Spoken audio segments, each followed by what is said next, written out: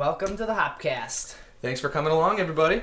First off, I'm Brad Chmielewski. My name is Ken Hunnemeder, and we're going to do things a little bit differently today. Just a little bit. We're not drinking beer and telling you about it. No, we're just going to skip that step. We are drinking. We're drinking. But don't get us, Don't get us started. But we're actually going to make our own beer today and show you how easy it can be and fun, and perhaps inspire you guys to homebrew at your place someday. Right, so this is not your first time making beer. It's my first time. Yeah. Homebrew virgin. This may be my 7th batch of beer that I made, so I'm fairly new to it, but it's coming along pretty well. And so what are we making today? We're going to make a Blood Orange Hefeweizen. So a Hefeweizen is a German-style unfiltered wheat beer that is generally pretty light and cloudy and has a lot of banana notes and stuff like that. I'm sure you have had like a Hacker Shore or something like that. Blue Moon. Most people would know that. But so why are we doing the Hefeweizen? It's wintertime. We want the porters and the hearty beers. Well, blood oranges are in season in the wintertime. So we've got some seasonal produce here. We're going to throw them in the beer. Oh, seasonal brewing. Wow. Yeah, seasonal brewing. So the chef audience would be proud. Yeah. But so it's pretty easy to make, and just involves a little bit of specialty equipment. Speaking of which, we have right here an Erlenmeyer flask that has what is called our yeast starter. So basically what we did is just took a little bit of malt extract and some water, boil it up for a little while, and then cool it down. Then you put a vial of ale yeast. In this case, we're using Hefeweizen ale yeast. And so there's different strains of yeast for the different styles of beer that you want to make. But what this is doing is just kind of getting the yeast active. So there's fermentable sugars in here from the malt extract. Just kind of giving it a head start before we actually put it in the whole batch of beer. We're gonna get the yeast working, multiplying, and just getting it nice and healthy. But what you want for your yeast is oxygen. So we have it on a magnetic stir plate, which is that's pretty fancy stir here. This is not necessary. You don't have to have this, but it does help make it better. Would you be stirring it by hand otherwise? You could just shake it. Okay. But what you don't want is, you want oxygen to get in there, but you want it to be filtered oxygen. So I have this little filter on the top that's not allowing any bacteria and stuff to get in there. It's only oxygen going through. So basically it's just making like a cyclone or tornado type of thing that's just introducing oxygen into the yeast. All right. And behind us, we just have a brew kettle full of water. We're going to do these. Homebrew batches are usually 5 gallons at a time.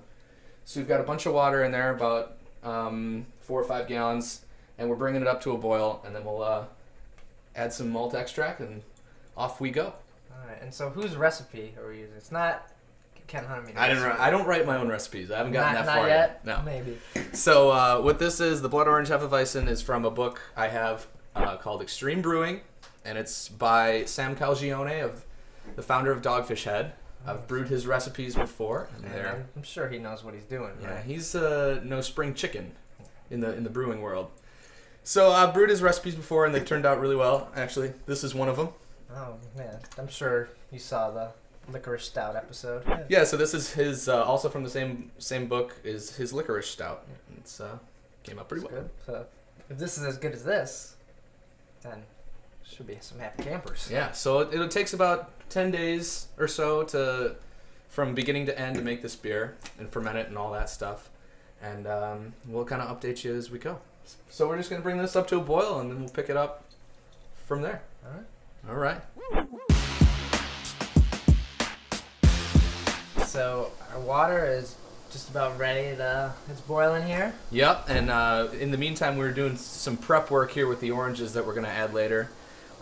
They ask you to peel them and then take the orange part off and separate it from the white, because the white is pretty bitter. Right, and not zesting. No, not zesting. So we're just gonna take a little paring knife and separate it out here. So you got, how many oranges are you doing? We had a lot out here. We're using 4 in the 5 gallon batch. Okay. And then we'll use all the fruit and the meat from the fruit and everything, but we also want some of the peel in there that has some nice flavors going on. So simple as that. Cut it off. Okay. What we're gonna do is throw all of the oranges into a pot with some water and bring it. Even the middles. The guts? Even this, we're gonna just separate them out, get all the crap off of it, and cut it into small pieces. That way we can put it into the fermenter easier, because the fermenter just has a little bit of an opening. Just a little hole. Can't stick little big hole. stuff in the little Exactly. hole. And but we're gonna boil, or not get it to a boil, but we're gonna bring it up to I think like 160 degrees in some water. And what that is gonna do is kill all the bacteria in it, because you can't just add stuff to the beer. Anything you want. You just can't be throwing bacteria in your beer. You're gonna get some sour notes, and it's not exactly what we're going for here. We'll go ahead and move on to here. We're ready to add our malt extracts into the water. Which they're in these containers here. They just they come in two different forms. There's a liquefied form and a dried powder form. We're using liquid today, so it's basically all the grains are condensed down into a little syrup. So I have it in just some hot water here, so it kind of like loosens up, and we'll just pour it straight in. But we're gonna have to take the pot off of the burner first, so that it doesn't scorch on the bottom. Oh, when On you the dump flame. them When all you dump it, because it's a lot of sugar in there, it'll just burn right away. So we'll take it off. Be very careful. And then, here you go, buddy. Stir. All right. So Ken's pouring. Yeah, we've malt got in. our wheat malt here, because we're making a wheat beer, so we gotta have, there's some wheat going on, but we're gonna go ahead and pour that in. I'm gonna stir it up. Got it off the stove, so it's not gonna scorch.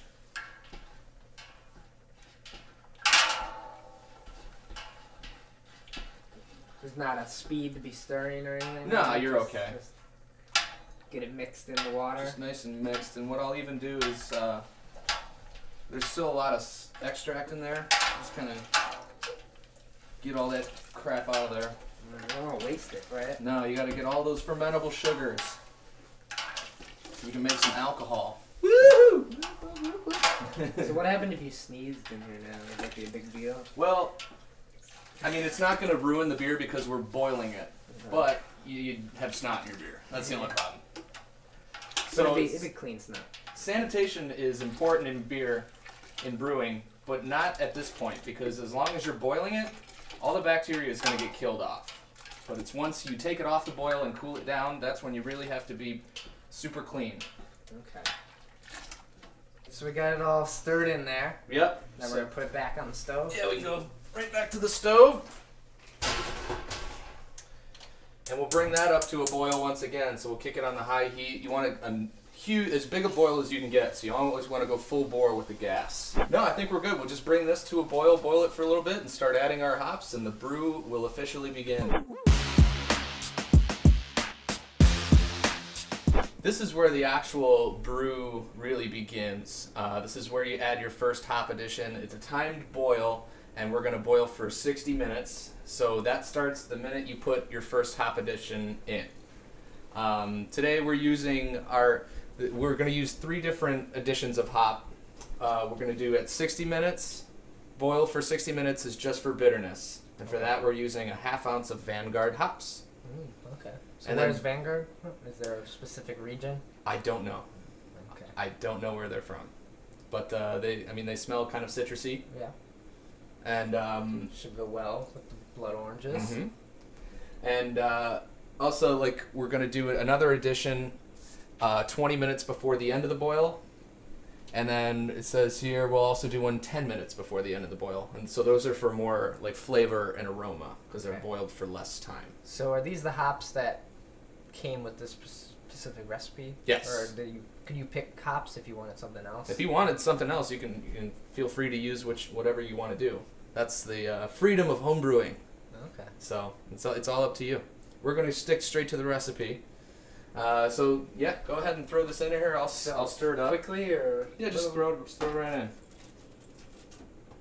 Alright. And you got to watch it when you first put the hops in, because it can boil over. But you'll notice it immediately. You can smell Oh yeah. the hops in there. And these are in pellet form. They're just like dried and condensed into little pellets. But you could get the actual hops. You can get whole leaf hops. They don't stay as well as pelletized hops do. Okay. So a lot of people, even like big brewers, use pellet hops. Just give it a stir. We'll start our timer here. And now you get to watch for 60 minutes it boiling. So that's it for now. We'll go grab another beer or something. Yeah.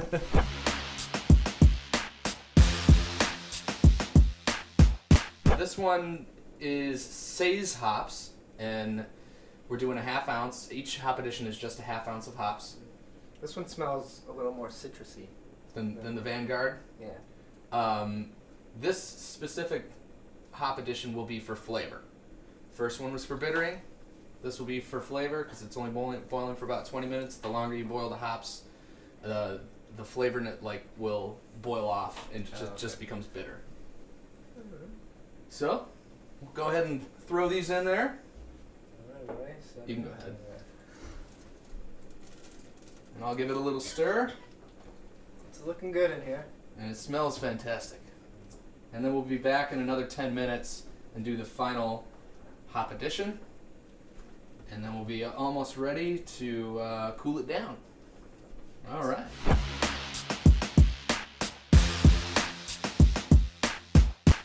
All right, so we're final hops here, right? Yeah, we're doing our final hop addition. We have 10 minutes left in the 60-minute boil, so we're at the 50-minute mark in about 20 seconds. This will be our aroma addition. So this will provide all the smells of the hops in the beer. And this is the Vanguard hops again. We're going back to the Vanguard, which was also our bittering hop, but this one's only going to boil for about 10 minutes. So why don't you go ahead and throw that in there? I'll stir it up. And then also, while we're doing this, you are cleaning the... Yeah, I have a carboy here, and that's going to be our fermenter. So I have it filled with Star San, which is a sanitizer. So we get the guy nice and sanitized before we put the clean beer in. And also, right now, we're going to need to, as soon as this is done boiling, we're going to need to chill it down as fast as possible. And this is a wort chiller. So it just pumps cold water through? Yeah, Is that so what it's doing? Cold water goes through this, into this tube, and then it comes back out this tube. So we can just put this in there now. That way it'll sanitize itself by being in the boil. So we'll get that in for the last 10 minutes. As soon as we're done with the boil, we'll just kill the heat, start pumping some water through it. Cool it down. And we'll finish cleaning this out, and then we'll be back to pour the beer in there, right? Yeah, we're almost done.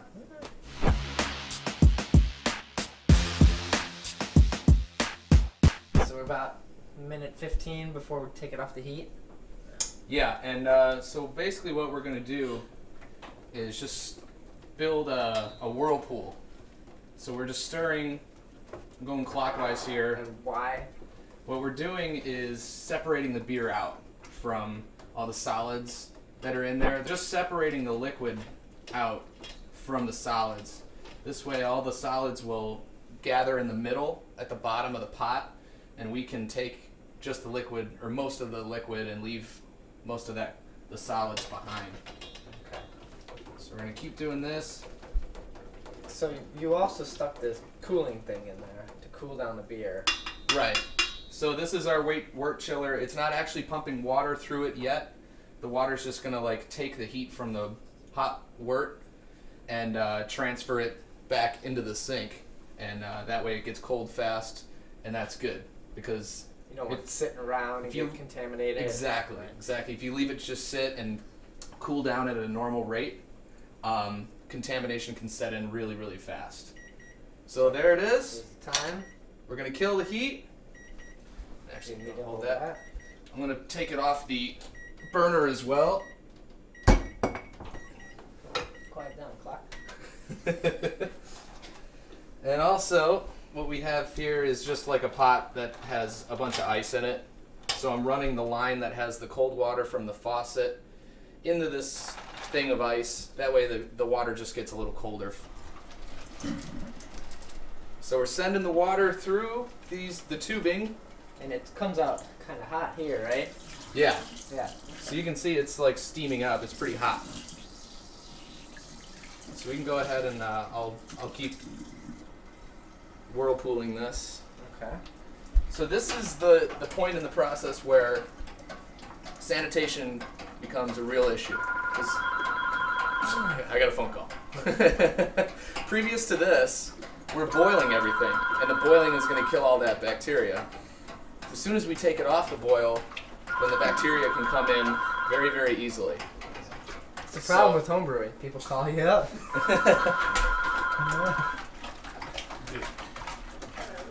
So I always have this bucket here that has sanitizer in it. So it's the same thing that we're putting in the carboy to sanitize the carboy. But these are all the stuff that we're going to use to transfer our beer from the pot into the fermenter. We're going to make like a siphon, so everything has to be sanitized. So I have all the stuff that's going to touch the beer is in the sanitizer before it ever touches the beer. Okay. That way we're not, harboring little nasties and microbes and bacteria and stuff and putting it in the beer. So how long do you let the cooling run for? Well, we want to get this down to about 70 degrees. Okay. So I've got this little thermometer here. Of course, I'm going to put it in the sanitizer first before I put it in the beer. So how long does it usually take? It'll take maybe about 10 minutes. That's okay. So if you don't have one of these wort chillers, specifically right now, it's winter out, just throw it in a snowbank or something like that. Cover it though, probably, right? You can cover it and put it in the snowbank, exactly, because you don't want all the stuff from the air getting in. Bird poop. Bird poop ale. You could also just put it in the sink with a bunch of ice in it. That's another option if you don't have one of these.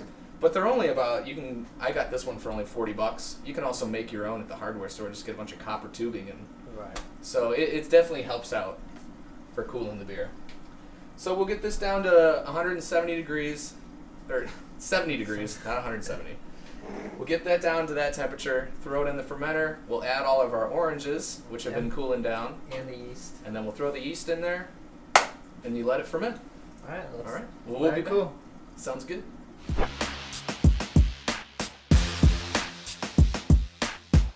Okay, so we've reached 70 degrees in the kettle. Yep, so we can take the wort chiller out. Now I have the carboy. This is our fermenter, so it has all the suds and stuff from the sanitizing solution still in it. So you wash that out, right? Yeah, I'm gonna. Some people don't. Some people actually just throw it right on top because it's a non-toxic cleaner. It's not gonna hurt you.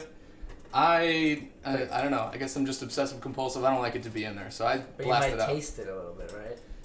I don't. They say that you won't, but I just, as far as it just looks weird. I don't like it. Mm-hmm. Okay. So I have this little thing. It's a little attachment that goes on the sink, and this will blast all the stuff out of your bottles or carboys or whatever you want to do. So just kind of give it a spin, get all that stuff out of there.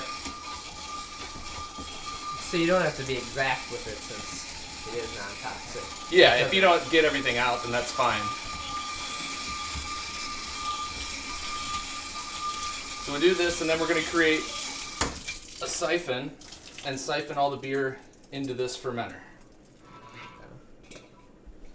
So we still haven't added the blood orange or the yeast yet. Not yet. At this point. As soon as we get it into the fermenter, that's when we'll add both of those things. So what this is it's kind of like an auto siphon. Basically, this is just a tube, goes in here, and you attach this tube. So this is our little siphoning rig. Okay. If you want to you can put this in the... So that goes in. Into the fermenter there. And then you just kind of pump it like this. Oh, there it goes. Look at that. And we'll start a little siphon. So now we're just transferring from one vessel to the other. trying to leave behind most of the solids at the bottom of the pot as much as possible. So we'll let that go, and then we can start adding everything else once it's all filled up.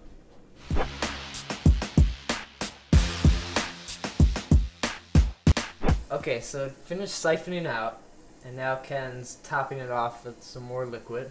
Yeah, we're just bringing it up to 5 gallons. So we want to make a 5-gallon batch. You kind of lose some liquid to evaporation. Are you going a little less because you have the yeast and the blood oranges? Or you? I'm bringing the wort to 5 gallons, and then we'll throw everything on top of that. Okay. The oranges have been brought up to 160 degrees and then cooled. Outside in the snow. Yeah, we just put them in a snowbank. That's why brewing in the winter is a good friend. Okay.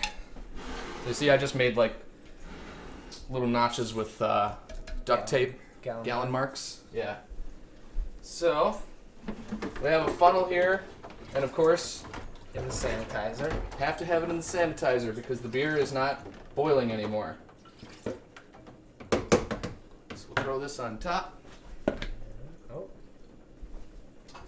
Yeah, I think we're gonna have some trouble getting it through that hole. We might. That's what she said. So here's all our oranges with our orange peels. Just throw them in there. I don't know.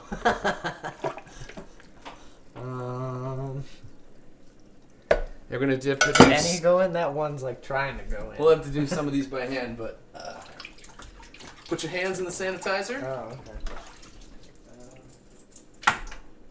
and just start going to work, and we'll throw all these in here. We'll get them in.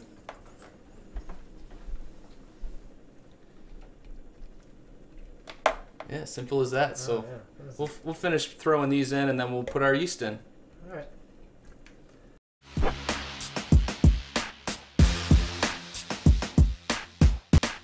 All right, so we managed to get all the oranges in there. Well, almost all. We lost a couple pieces there, but we tried. Okay, and so let's see. This is the last step. We just have to throw the yeast in. Comes down to this. There is the magnetic stir bar in there, so you got to make sure you don't drop it into the fermenter. It just goes right in.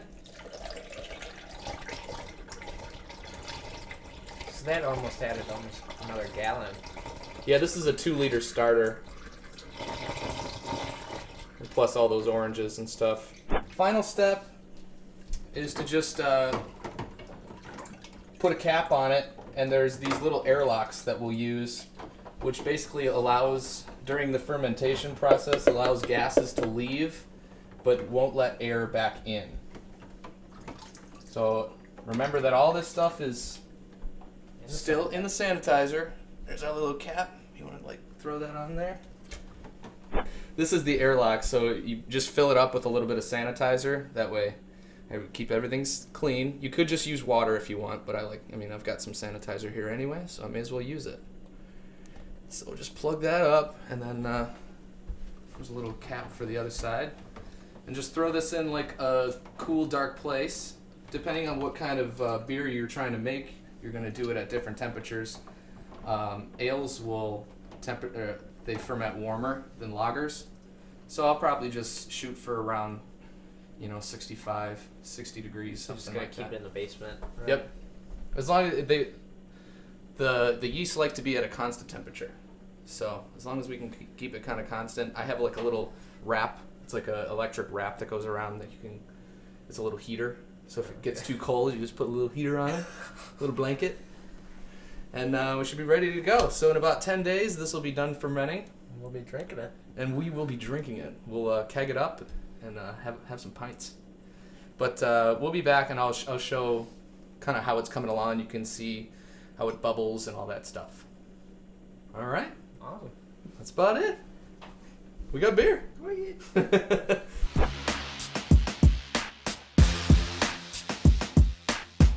All right, welcome back.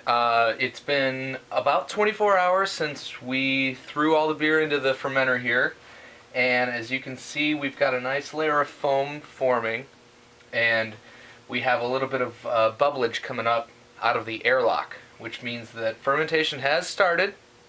It's slow at this point, but there is some movement there, so the gases are escaping out of the airlock without any bacteria going back into the beer. As you can see, all of the fruit has floated to the top, and we're also fermenting at about 62 degrees, which is marked here by this thermometer that just sticks to the side of the fermenter like that. So over the course of the 10 days, hopefully get some more fermentation going on, but this is where we're at after only 1 day of fermenting. All right, rock and roll.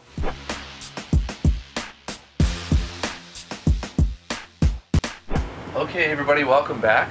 This is day 2. It's about 7:30 in the morning. Just came down here to check on our little baby here, and noticed that we're kind of fermenting out of the fermenter at this point. So our airlock is full of yeasty goodness, but that's not necessarily a good thing. You want a nice clean airlock of just the sanitizer in there. So what we're going to do is move to a different method of expelling all these gases. We're going to get rid of the airlock and employ something else. This is a bucket that's just full of sanitizer, and soaking in it has been this tube. So I'm just going to use this as kind of like a runoff. I'm going to attach the tube to the top of this fermenter instead of the airlock, and just put the end in the bucket here with all of the sanitizer. So we'll go ahead and connect this. This way, if anything needs to jump out of the fermenter, it's just going to go straight into this bucket of sanitizer instead of just collecting in this airlock like this. It's kind of tough, but we're going to get it. Okay. So there you go. Just clip the other end into this bucket.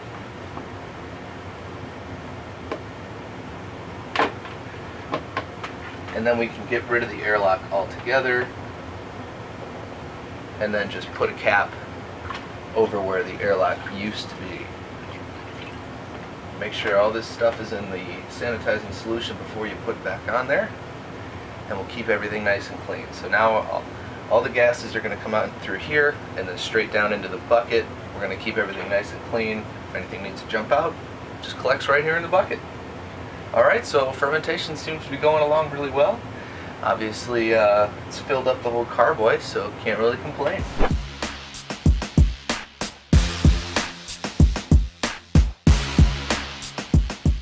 Alright, so the culmination of this episode. Culmination. We brewed. You saw a video of the fermentation and all that stuff happening. And I wasn't there. We're here to try it. But I'm here now. So let's pour it out and give it a try.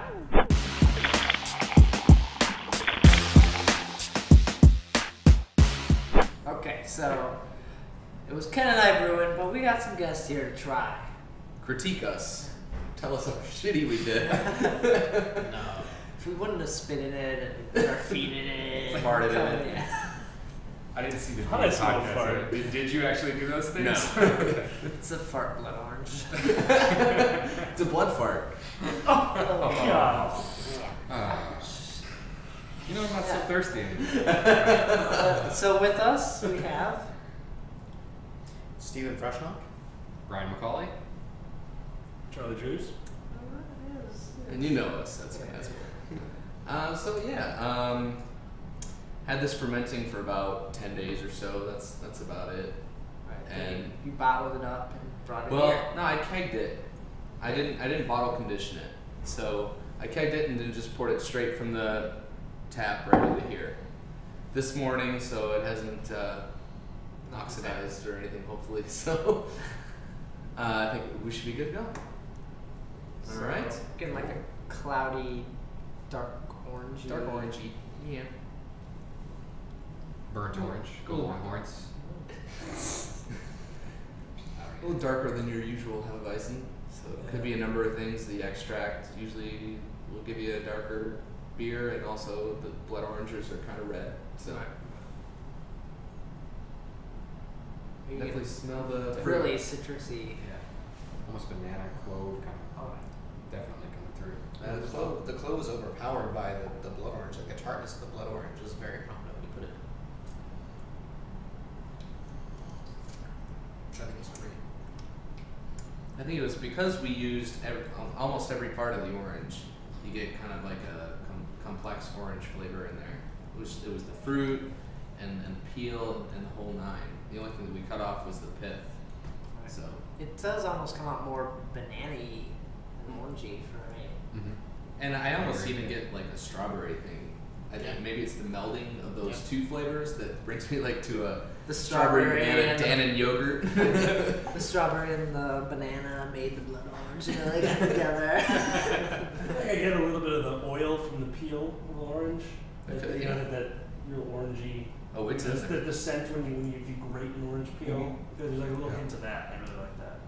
I definitely think that the aroma is very different from the taste. Like The aroma, you get more of the blood orange, but it's not your typical Hefeweizen yeah. smell. You don't get that bubble gum. You don't get that weird like Hefeweizen yeast aroma. What I do like about it is that the blood orange is kind of like cut the sweetness of your usual Hefeweizen, put some tartness in there, Mm-hmm. and so to me, like some Hefeweizens can tend to be a little too sweet, and this one just kind of like balances itself out with a little bit of sour tart notes. Not too sour. I'm liking it. Yeah. Yeah, it's Bread's still hanging in there. Good dry finish too. Yep. Like that a lot. I think we did a good job. We done good. Not bad. Cheers, guys. Yeah. So our first homebrew episode. Good showing. By us. Thanks. We did well. If you guys need a label designer, let me know. I do. I do that. Do you know any? Yeah. Oh, maybe. You are one? No, never mind. So yeah, it's been a fun adventure. Brewing on the Hopcast is kind of a new thing for us. So Different maybe than we'll us drinking 2 beers at a time. and passing out. So this was fun, and we encourage you all to perhaps take up the hobby if you have the interest.